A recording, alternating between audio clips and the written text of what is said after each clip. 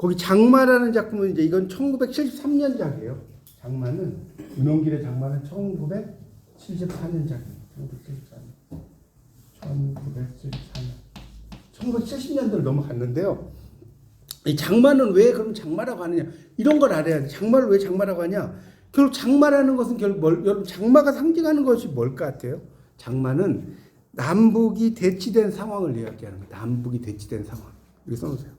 남북이 대치된 상황을 이야기하는 거고요. 그래서 결국 장마 기간 동안에 벌어진 이 두 가족의 갈등과 대립, 화해의 이야기예요. 장마 기간 동안 벌어진 두 가족의 갈등과 대립, 화해의 이야기. 이렇게 좀 알아두시면 좋겠고요.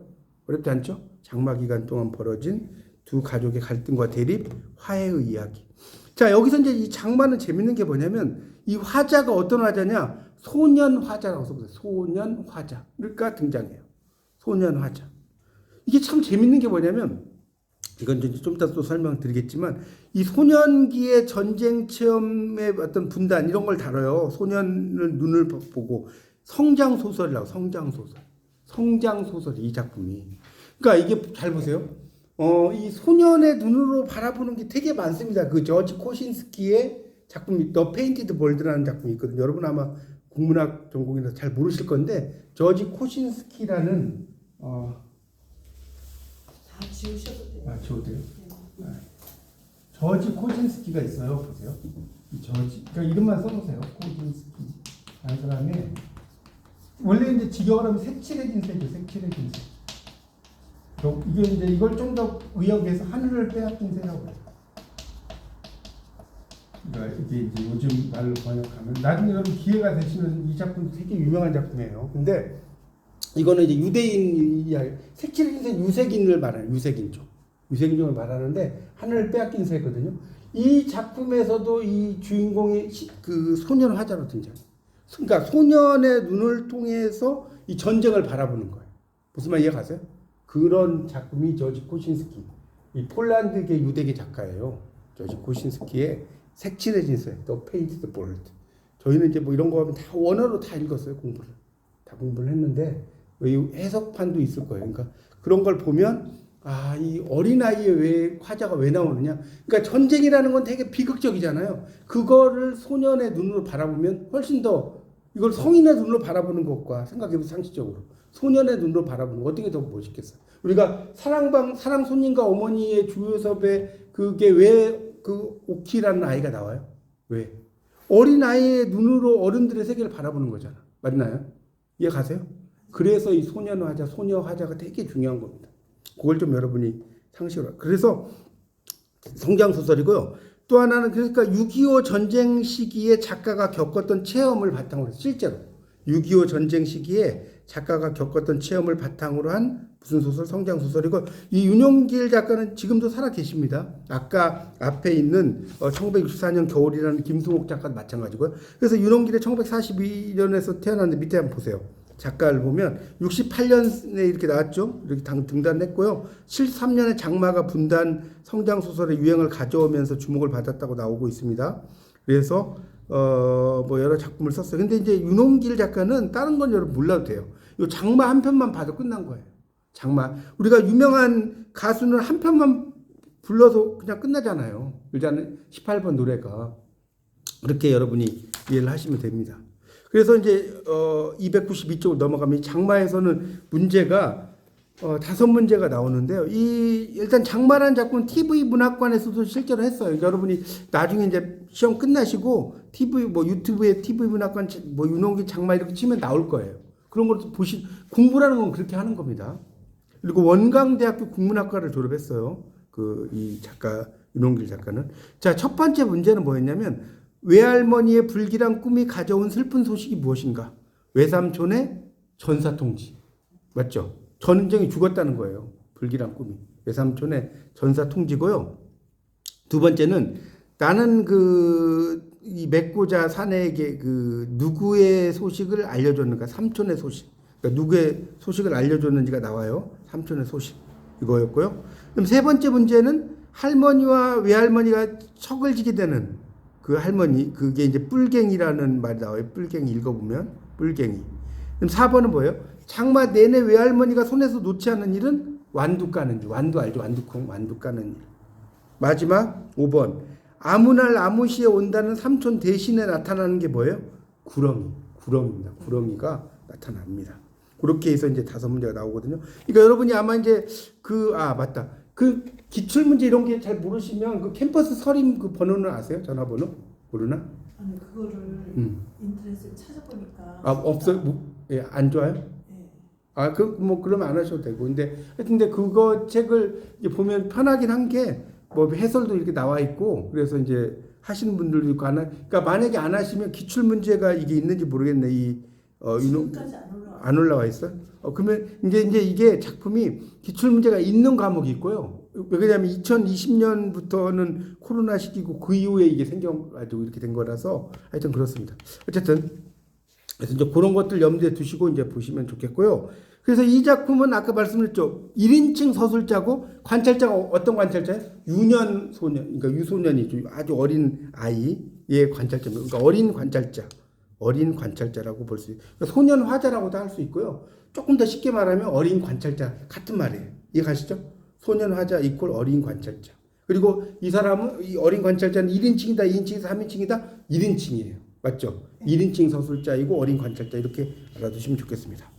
하여튼 작품은 여러분이 다 읽어보셔야 돼요. 저는 이제 강의를 할 때 제가 작품을 읽을 수는 없어요. 시간 관계상. 그러니까 여러분이 쭉 읽었다는 전제하에 이야기를 드리는데 하여튼 외할머니의 예지몽이 나와요. 맞죠? 이 작품 읽어보면 외할머니의 예지몽이 나오는데 이 족집게가 이빨 하나를 이렇게 이제 부러뜨려 놓고 달아나는 꿈이 나오거든요. 이빨을 이렇게. 그게 이제 할아버지의 죽음을 상징해요.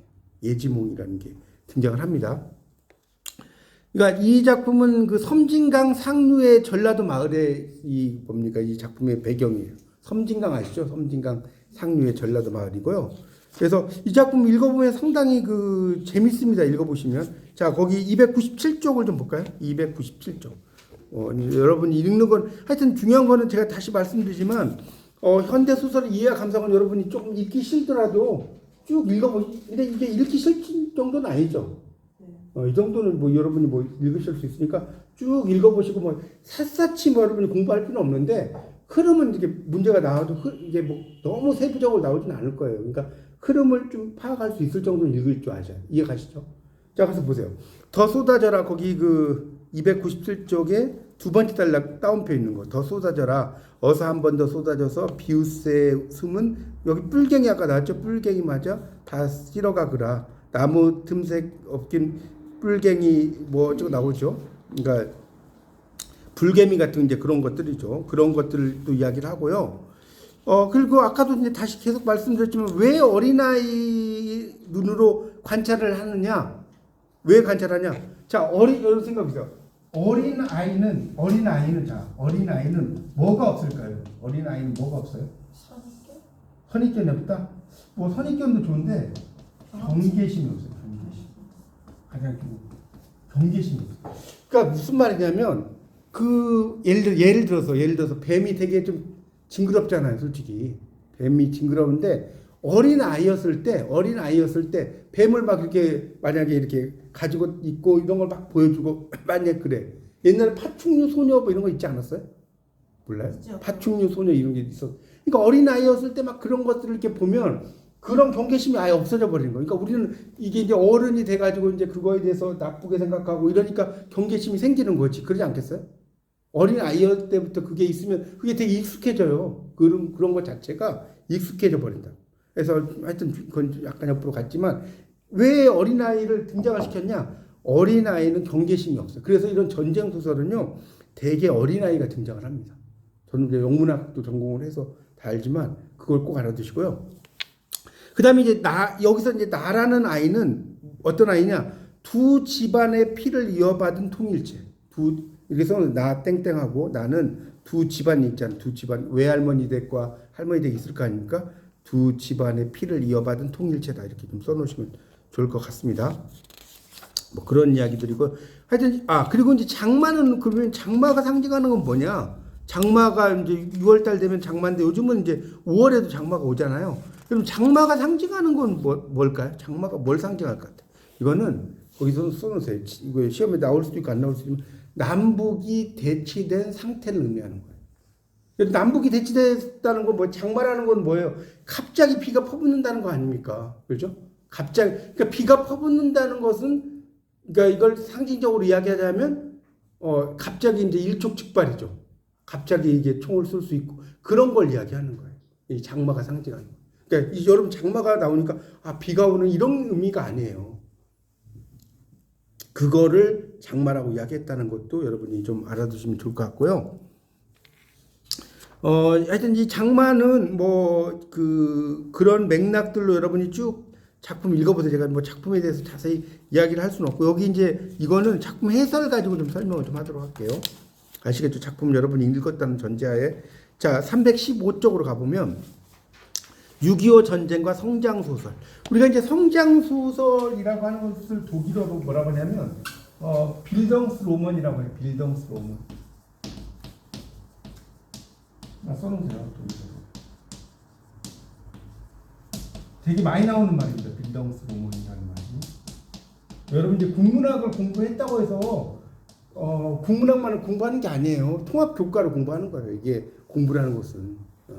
아시겠죠? 그래서 빌덩스로먼이란 말도 그냥 알아두세요. 시험에 나오든 안 나오든 되게 잘 나오는 말이에요. 이게 뭐라고요? 성장소설.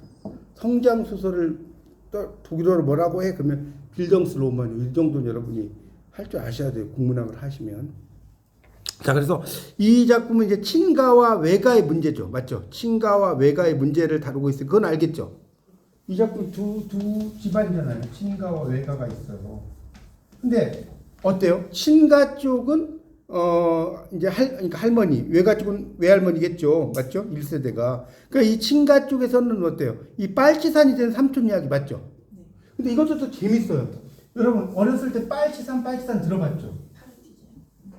그렇죠. 왜 빨치산이냐면 팔티슨이라는 말에서 나온 거예요. 그러니까 저도 어렸을 때는 이 빨치산이라고 하니까 무슨 빨간 칠해진 산인가? 빨치산이니까. 이게 아니더라고요. 팔티슨이라는 게 공산당이라는 뜻이거든요. 공산당.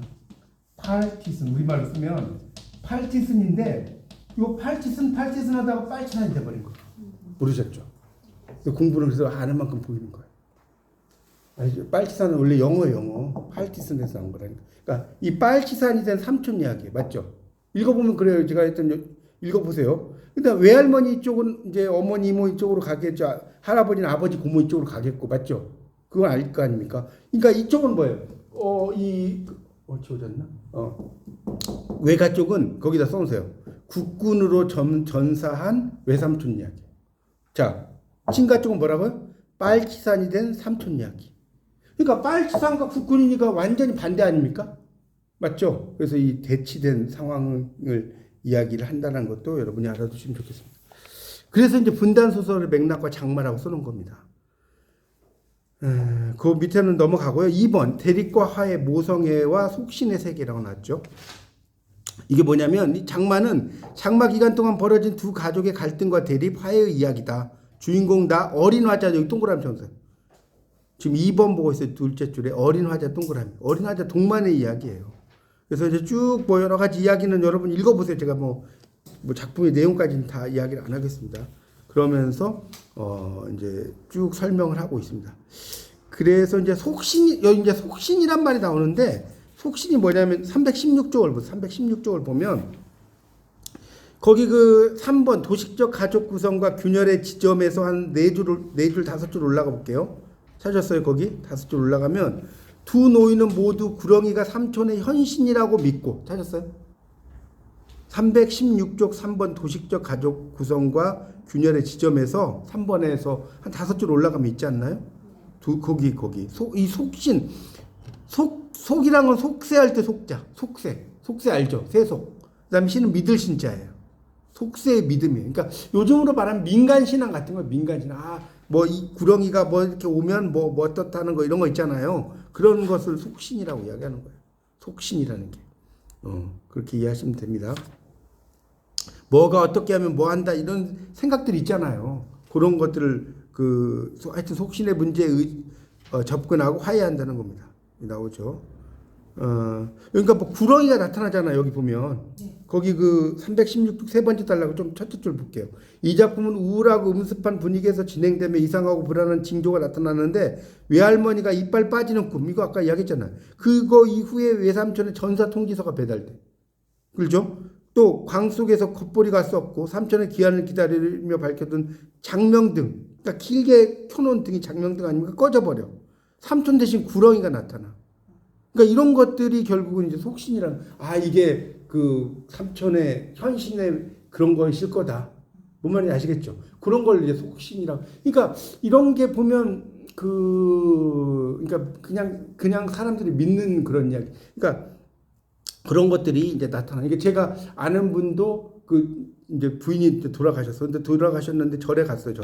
절에 갔는데 이제 되게 일찍 돌아가셨어. 근데 고양이 있잖아요. 고양이가 그분 옆으로 막 계속 있는 거예요. 그러니까 막 엄청 우시더라고요. 그러니까 자기 부인의 실제로 뭐 그러게 하겠어요. 근데 그런 거라고 느껴지는 거예요. 막. 예를 들자면 이해가십니까? 그런 거를 이제 속신이라고 보면 될 것 같습니다.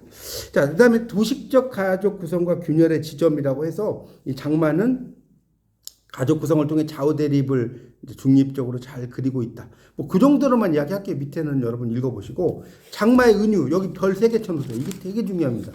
장마의 은유라는 317쪽에 4번 별 3개. 자, 장마 이제 이건 읽으면서 좀 설명드릴게요. 장맛비에 젖은 가족의 모습, 날씨에 대한 지속적인 묘사 서술은 전쟁의 비극이 보세요. 제가 왜 장마의 상징이 아까 제가 뭐라고 그랬죠? 남북이 대치된 상태라고 했죠. 다시 한번 써놓으세요. 장마는 그걸 써놓으면 이해가 쉬워요. 남북이 대치된 상태. 자, 그러니까 이 날씨가 계속해서 안 좋아. 그래서 전쟁의 비극이 좀처럼 쉽게 끝나지 않을 걸 암시하고 시커먼 구름으로 덮인 이 건지산의 모습에 대한 묘사. 또 번개를 어떤 사내의 가슴에 쑤셔박던 죽창으로 비유한 것이나 그러니까 이런 게 다 비유적인 거라는 거지. 죽창 대나무 창이잖아요.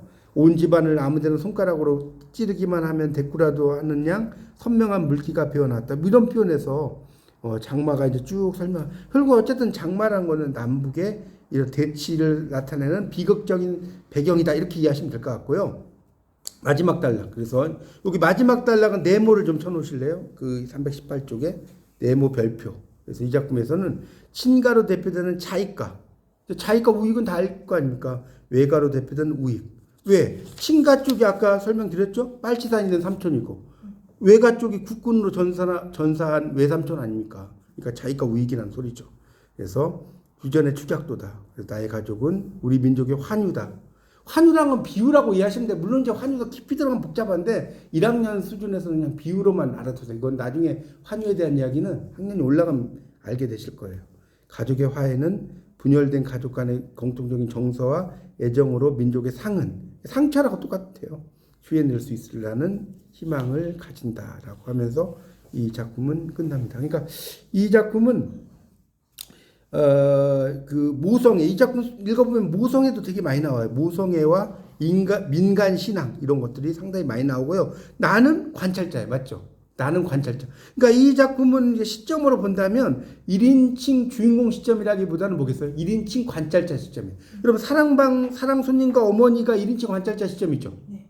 그러니까 그 오키라는 아이의 눈을 통해서 바라본 어른의 세계란 말이에요. 오키 그러니까 이렇게 재밌는 건 뭐냐면 어린 아이가 주인공이 되면요 주인공 시점이 될 수가 없어요. 이게 되게 재밌는 거예요.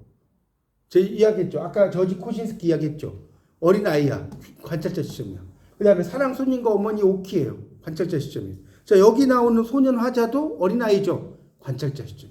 재밌지 않습니까? 왜냐하면 어린 아이는 어떤 분간할 수 있는 능력이 없기 때문에 주인공 시점을 할 수가 없어요. 그것도 그냥 상식적으로 알아두십시오. 그래서 결국은 이 작품은 분단 성장 소설이다라고 이야기할 수 있다. 그렇게 정리하시면 될 것 같습니다.